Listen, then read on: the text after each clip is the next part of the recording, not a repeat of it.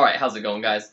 So, basically, with my channel, I've just been looking for other things to add to it. About a year and a half, 2 years ago, I started a top 10 films of all time list, and I just didn't really get through with it because it's hard. It's really hard to pick out your top 10 favorite movies. And that's something I've always struggled with, and, I thought I had a top 10, and I just really didn't. So, back to today, I have decided that I'm just gonna start making my favorite films videos. This is gonna be a series of just my favorite films, what these films mean to me, what I like about them, and not all of these are Academy Award nominated things. Most of these are small indie movies. There's some critically acclaimed movies, there's some critically panned movies. It's just the stuff that I love, and I love having conversations with people about the movies that I really love, why I love them, why other people love them, and why people dislike them. So I thought this would be a cool idea for a series. I wanted to start out, though, with a film that really kind of is sort of personal, and it's just a film that I really love. It is a true horror film. It's a horror film that lots of people like. It has a cool cult following, and I'm pretty passionate about it. And that is Ty West's House of the Devil. This is one of my favorite movies of all time. It is just really fantastic, and it's one of those movies that the more I watch it, the more it grows on me. House of the Devil is essentially it follows Jocelyn Donahue as this kind of college girl just trying to figure her life out. She wants to move out of the dorm, she wants to find her own place, she wants to have her own space, and she's willing to do anything for work. When she ends up taking a babysitting job for some kind of mysterious people, it all just kind of goes sour. I don't want to explain too much about this because I feel like if you've seen this, great. If you haven't seen this, just watch it. Like, if you love horror movies, just watch this movie because this is about as solid of a horror movie as you can get. Ty West is a really just phenomenal director. He kind of specializes in slow burn thrillers, slow burn horror movies, and it's an element that I really enjoy because there's not a lot of that lately. These movies that have build up payment instead of like the build up payment that most modern movies have.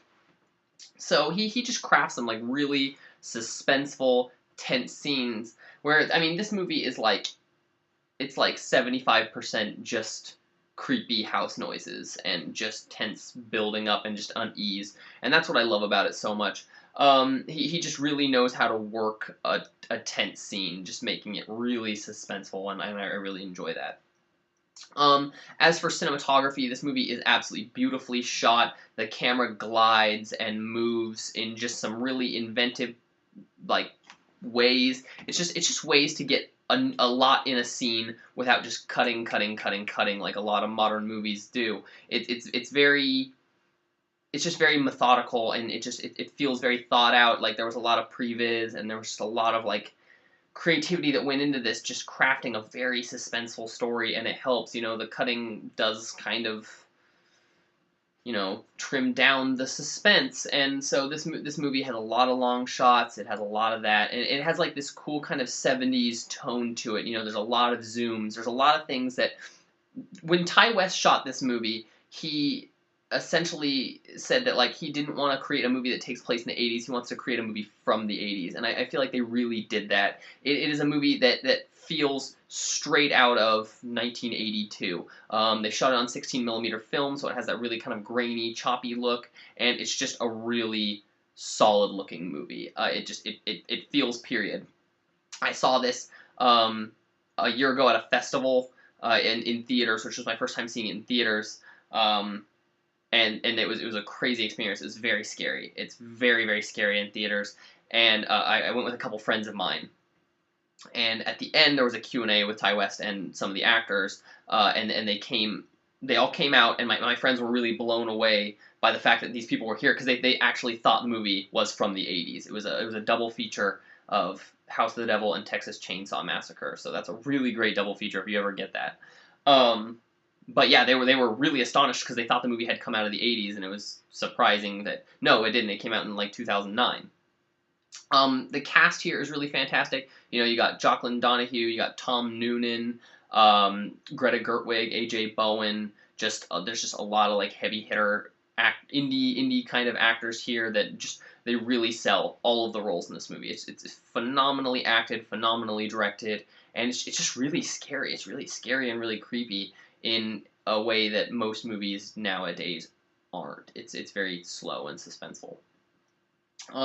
It's a movie that it made me want to make horror movies. Like that is one of the reasons I really love this, because it's such a good piece of horror, and it just stands by itself and it fits by itself, and it's very pleasing, and it's fulfilling and it's satisfying. I know kind of younger people that aren't into this, that aren't into more, I don't know, indie movies have this thing where it's like a lot of like more mainstream people, that go to the theaters, they just don't like it. They don't like the kind of pace. If you're a true film lover and you like things, and you can accept them no matter what their pace, it's not things blowing up, you will love this movie. I can't say that, people that like Paranormal Activity or those kind of movies will, because this is very slow. It is exceedingly slow. Just let me reiterate, this movie is slow, but when it pays off, and it's very interesting, and I love it. I absolutely love House of the Devil. It is